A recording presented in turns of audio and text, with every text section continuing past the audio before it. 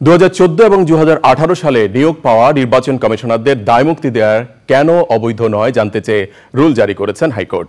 আইনজীবীরা জানিয়েছেন, নির্বাচন কমিশনারদের নিয়োগ অবৈধ হলে ওই সময় নির্বাচন নিয়ে প্রশ্ন উঠবে।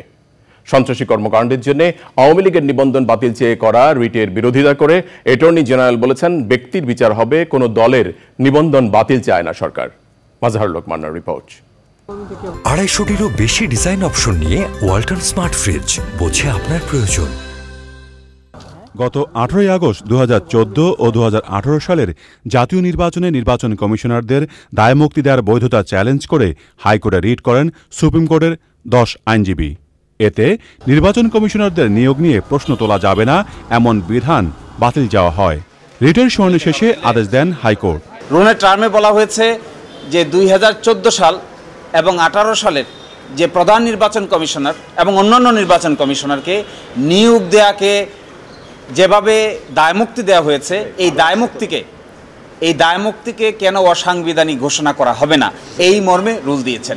নিয়োগের ব্যাপারেই যদি প্রশ্ন উত্থাপন হয়ে থাকে, তাহলে নির্বাচনের ব্যাপারে প্রশ্ন উত্থাপন হবে। এটি স্বাভাবিক, রিজনেবল এবং যৌক্তিক। ছাত্র জনতাকে নির্বিচারে হত্যার দায়ে আওয়ামী লীগকে নিষিদ্ধ ও নিবন্ধন বাতিল চেয়ে করা রিটের শুনানি শুরু হয়েছে। তবে এই রিটের যৌক্তিকতা নিয়ে প্রশ্ন তোলেন রাষ্ট্রের প্রধান আইন কর্মকর্তা। বাংলাদেশ আওয়ামী লীগের গুটি কয়েক নেতা কর্মীরা এমনভাবে অপরাধে জড়িয়ে পড়েছিলেন, তাদের অপরাধের বিচার ভিন্নভাবে হবে।